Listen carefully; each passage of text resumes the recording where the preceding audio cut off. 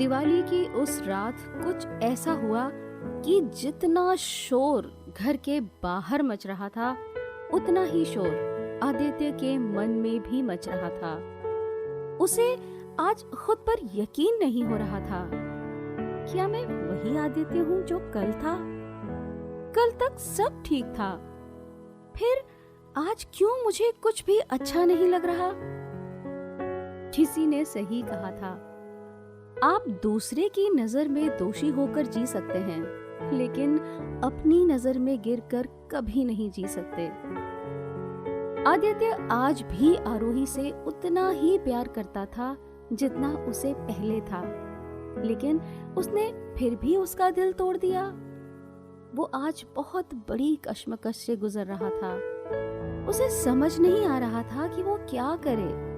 वो गलत नहीं था, फिर भी खुद को गुनहगार मान रहा था। क्या दिल सचमुच दिमाग पर इतना हावी हो जाता है? प्यार की शुरुआत जितनी खूबसूरत होती है, उसका अंत उतना ही डरावना होता है। आदित्य आरोही से 2 साल पहले मिला था। क्यों मिला था, इसका उसके पास कोई जवाब नहीं है, क्योंकि उससे मिलने की कोई वजह उसके पास नहीं थी। जहां तक सवाल है कि कैसे मिला था, तो इसका भी बड़ा ही अजीब जवाब है। वो एक एटीएम से पैसे निकालने गया था।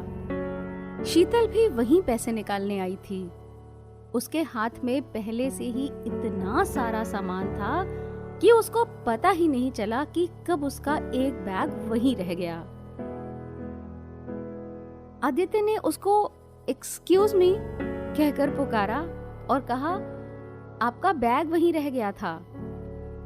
बस यहाँ हुई थी उनकी पहली मुलाकात। अपने बैग को सही सलामत देखकर वो खुशी से ऐसे उछल पड़ी मानो किसी ने आसमान से चांद भले ही ना सही, लेकिन कुछ तारे तोड़कर ला दिए हों। लड़कियों की खुशी में इस तरह का बर्ताव करने वाला फंडा आदित्य को आज तक समझ नहीं आया था। जब शीतल ने मधुर आवाज में थैंक यू कहा और बदले में आदित्य ने इट्स ओके, तो जवाब में एक और सवाल आया, आपका नाम? आदित्य ने भी थोड़ी स्टाइल से, थोड़ी शराफत के साथ अपना नाम बता दिया। जी आदित्य। ओके, मेरा नाम शीतल है, शीतल ने आदित्य से हाथ मिलाते हुए कहा। तभी सड़क पर खड़े हुए एक ऑटो की तरफ वो पलटकर बोली, भैया कैनॉट प्लेस चलोगे? ऑटो वाला बोला, नहीं मैडम जी, मैं तो यहाँ एक सवारी को लेकर आया हूँ। यहाँ उनका 5 मिनट का काम है, मैं उन्हीं को लेकर वापस जाऊंगा। ओह, मायूसी से शीतल ने कहा। आदित्य मन में सोचने लगा कि पूछूं या नहीं। फिर उसने सोचा, अब जब इंसानियत निभा ही रहा हूँ तो थोड़ी और निभाने में मेरा क्या चला जाएगा। वो शीतल से बोला, जी दरअसल मैं भी कैनॉट प्लेस ही जा रहा हूँ, लेकिन मुझे थोड़ा आगे जाना है। अगर आप कहें तो मैं आपको वहां तक छोड़ सकता हूँ। शीतल का जवाब हाँ था, और ये उसकी जुबान से पहले उसकी आंखों ने ही कह दिया था। आदित्य ने उसका बैग कार में रखा और उसके लिए कार का दरवाजा खोल दिया। रास्ते में वो दोनों एक दूसरे से काफी बातें करते रहे। आदित्य ने पूछा, क्या आप यहीं दिल्ली से हैं? तो वो बोली, नहीं, यहाँ तो मैं अपने चाचा जी के घर आई हूँ। उनकी बेटी यानी मेरी दीदी की शादी है, इसलिए आज मैं शॉपिंग करने आई थी। आरोही ने मुस्कान के साथ कहा, कमाल है, दिल्ली जैसे शहर में अकेले शॉपिंग, जबकि आप दिल्ली की हैं भी नहीं। आदित्य ने आश्चर्य से पूछा। अरे नहीं नहीं, दिल्ली मेरे लिए बिल्कुल भी नया शहर नहीं है। मैं दिल्ली कई बार आ चुकी हूँ। मेरी स्कूल की छुट्टियों से लेके कॉलेज की छुट्टियां सब यहीं बीती हैं। इसीलिए ना दिल्ली मेरे लिए नया है और ना मैं दिल्ली के लिए। उस दिन रास्ते में आदित्य को ये पता चला कि शीतल को बातें करने का बहुत शौक है, और ये बात उसे बिना शीतल के बताए ही पता चल गई थी। उसके साथ बातें करते करते पता ही नहीं चला कि कब कैनॉट प्लेस आ गया। थैंक यू सो मच, आरोही ने कृतज्ञता व्यक्त करते हुए कहा। प्लीज, मैंने कोई बड़ा काम नहीं किया है, मैं तो यहाँ तक आ ही रहा था, तो सोचा आप भी यहाँ तक आ सकती हैं तो क्यों ना लिफ्ट दे दूं। आपके साथ तो बातें करते हुए रास्ते का पता ही नहीं चला कि कब कैनॉट प्लेस आ गया। आदित्य ने उसकी तरफ देखते हुए कहा, चलिए, मुझे भी दिल्ली में एक दोस्त मिल गया। आरोही बोली। आदित्य बोला, अच्छा, अगर हम दोस्त बन ही गए हैं तो मेरी अपनी इस दोस्त से कब और कैसे बात हो पाएगी। वो कुछ देर के लिए शांत हो गई, फिर बोली, अच्छा, आप मुझे अपना नंबर दे दो, मैं आपको फोन करूंगी। आदित्य ने उसे अपना नंबर दे दिया। शीतल ने उसका नंबर अपने मोबाइल में सेव कर लिया और बाय कहकर चली गई। आदित्य को खुद पर गुस्सा आ रहा था कि वो भी तो शीतल से उसका नंबर ले सकता था। अगर उसने फोन नहीं किया तो चलो, कर भी क्या सकते हैं। आदित्य ने खुद को सांत्वना देने की कोशिश की। उस दिन आदित्य के पास जो भी फोन आ रहा था, किसी और की आवाज सुनकर उसे बहुत झुंझलाहट होती। उसे लगा कि आरोही ने यूं ही उसका नंबर मांग लिया था।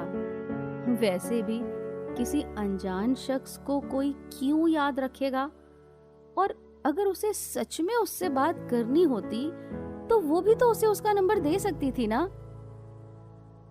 अगले दिन सुबह जब आदित्य ऑफिस के लिए तैयार हो रहा था तो अचानक इसके मोबाइल पर एक मैसेज आया, hello, I am Sheetal. Message देखकर आदित्य की खुशी का ठिकाना ही नहीं रहा। उसे यकीन ही नहीं हो रहा था कि शीतल ने उसे मैसेज किया है। उसने तुरंत उसके मैसेज का जवाब दिया। तो आखिर आ ही गई याद आपको अपने इस नए दोस्त की। उधर से शीतल का मैसेज आया, सॉरी, दरअसल कल मैं बहुत बिजी थी और जब फ्री हुई तो बहुत देर हो चुकी थी, तो सोचा कि इस वक्त फोन या मैसेज करना ठीक नहीं है। आदित्य ने वो मैसेज किया, दोस्तों को कभी भी डिस्टर्ब किया जा सकता है। का जवाब आया, ओके, अब याद रहेगा। बस यहीं से शुरू हुआ उनकी बातों का सिलसिला। कभी कभी जिंदगी में कुछ ऐसा हो जाता है जिसकी हम कल्पना भी नहीं करते। आरोही की बड़ी बहन की शादी आदित्य के ही ऑफिस के कलीग से हो रही थी। जब ऑफिस के उसके दोस्त ने उसे शादी का कार्ड दिया तो शादी की बिल्कुल वही तारीख और जगह को देखकर आदित्य समझ गया कि उनकी दूसरी मुलाकात का समय आ गया है।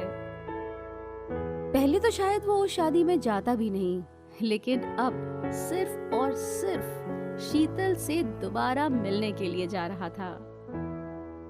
उसने झट से शीतल को मैसेज किया, मैं भी तुम्हारी दीदी की शादी में आ रहा हूँ। शीतल ने जवाब में मैसेज किया, लेकिन आदित्य, मैंने तो तुम्हें बुलाया ही नहीं। उसका मैसेज देखकर आदित्य को बहुत हंसी आई। उसने ठिठोली करते हुए लिखा, तो? शीतल का जवाब आया, तो क्या मतलब, तुम बिना बुलाए आओगे? किसी ने पूछ लिया तो? आदित्य ने अपनी हंसी रोकते हुए उसे फोन किया, हेलो शीतल, तुम बिना बुलाए आओगे शादी में? शीतल एक सांस में बोल गई, हाँ, तो मैं किसी से डरता हूँ क्या? बस मैं आ रहा हूँ। आदित्य ने थोड़ा उत्साहित होकर कहा, लेकिन किसी ने देख लिया तो? शीतल की बेचैनी बढ़ती जा रही थी। मैडम, दिल्ली दिल वालों की है, वो कहकर हंस दिया। लेकिन उसकी हंसी को शीतल की हंसी का साथ नहीं मिला। तो आदित्य ने सोचा कि अब राज पर से पर्दा हटा देना चाहिए। उसने कहा, अरे बाबा डरो नहीं, मैं बिना बुलाए नहीं आ रहा हूँ, मुझे बकायदा इनविटेशन मिला है आने का। ओह कहकर शीतल ने एक गहरी सांस ली। तो अब तो तुम खुश हो ना? आदित्य ने शीतल से पूछा। हाँ बहुत। शीतल की आवाज में उसकी खुशी साफ झलक रही थी। शादी में जब आदित्य पहुंचा तो सजी सवरी शीतल को देखकर देखता ही रह गया। उस दिन उसे लगा कि जो लोग कहते हैं ना कि अप्सरा उतर आई है, उसमें कुछ ना कुछ तो सच्चाई है। और हाँ, एक और बात उसके समझ में आई, वो ये कि शादी में क्यों लोग दूल्हे की सालियों के दीवाने हो जाते हैं। अब उनकी दोस्ती प्यार में बदलने लगी थी। वो दोनों घंटों फोन पर बातें करते। शीतल अपनी शरारत भरी बातों से आदित्य को हंसाती और कभी चिढ़ा भी देती। आदित्य कभी बहुत तेज हंसता तो कभी कभी मजाक में गुस्सा कर दिया करता। उन दोनों के मन में एक दूसरे के लिए बहुत इज्जत थी और दिल में ढेर सारा प्यार। लेकिन फिर भी न जाने क्यों आदित्य उससे अपने प्यार का इजहार करने में डरता था। एक दिन शीतल ने आदित्य से कहा कि उसके मम्मी पापा उसे वापस बुला रहे हैं। जब आदित्य ने उससे और रुकने को कहा तो शीतल ने कहा कि जाना होगा, वो लोग बहुत इंसिस्ट कर रहे हैं, कुछ लोग घर पे आने वाले हैं। ना शीतल ही कुछ साफ साफ बता पाई और ना आदित्य की ही कुछ पूछने की हिम्मत हुई। और फिर एक दिन शीतल चली गई। हमेशा की तरह उस दिन भी आदित्य ने शीतल को फोन किया, लेकिन उस दिन पहली बार शीतल का फोन नहीं उठा। आदित्य पूरे दिन नंबर मिलाता रहा, लेकिन शीतल ने उसका फोन नहीं उठाया। उस दिन दिवाली थी। आदित्य को पूरा भरोसा था कि शीतल उसे जरूर फोन करेगी, लेकिन उधर से कोई फोन आ ही नहीं रहा था। शाम बीतती जा रही थी, तभी शीतल का फोन आया। आदित्य ने झट से फोन उठा लिया। कहाँ हो शीतल? कल से मैं तुम्हारा फोन बुला रहा हूं, लेकिन तुम फोन ही नहीं उठा रही। आदित्य ने गुस्से से कहा, ये सब परवाह किस लिए आदित्य? शीतल रो रही थी। परवाह? क्या हो गया है तुम्हें? सब ठीक तो है ना? और तुम रो क्यों रही हो? आदित्य ने बेचैनी से पूछा। प्लीज आदित्य, मुझे मेरे हाल पर छोड़ दो। यहाँ पर मेरी शादी की बात चल रही है, इसलिए मुझे बुलाया जा रहा था। मैंने तुम्हें कितना समझाने की कोशिश की, लेकिन तुमने समझा ही नहीं। तुम्हें तो कोई फर्क ही नहीं पड़ता ना। तुम्हारे लिए तो मैं कभी कुछ थी ही नहीं आदित्य। शायद मुझे ये सब बोलने का भी हक नहीं है, और अब फायदा भी क्या है। शायद अब हम कभी नहीं मिल पाएंगे। बाय। इतना कहकर शीतल ने फोन रख दिया। आदित्य एक टक फोन को देखे जा रहा था। जो शीतल हमेशा खिलखिलाती रहती थी, आज वही फूट फूट कर रो रही थी। इसलिए आज आदित्य खुद को गुनहगार मान रहा था। लेकिन अब उसने एक फैसला कर लिया कि वो अपनी शीतल को और नहीं रुलाएगा। वो जान चुका था कि शीतल भी उसे उतना ही प्यार करती है जितना कि वो उसे। उसने फैसला किया और अगले ही दिन सुबह ट्रेन से वो कानपुर पहुंच गया। वो नहीं जानता था कि शीतल उसे देखकर क्या कहेगी, कैसे रिएक्ट करेगी, लेकिन अब इंतजार की घड़ियां खत्म हो रही थीं। उसने जैसे ही शीतल के घर पहुंचकर उसके घर के दरवाजे की घंटी बजाई तो शीतल ने ही दरवाजा खोला और उसे देखकर चौंक गई। आदित्य ने प्यार से उसका हाथ पकड़ लिया और बोला, आई एम सॉरी शीतल, सारी गलती मेरी ही है।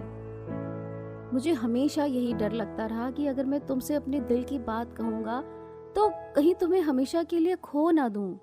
मैं भूल गया था कि अगर मैं कह नहीं सका और खामोश रहा तो तुम्हें खो दूंगा।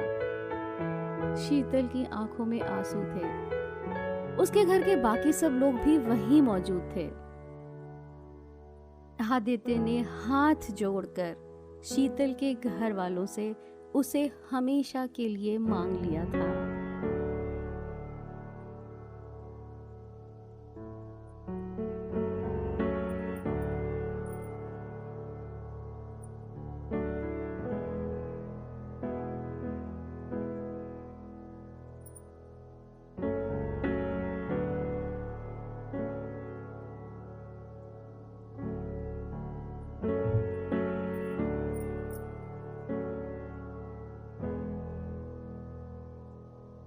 मैं हूँ आरजे तनु और ये थी मेरी आज की कहानी मुझे कुछ कहना है।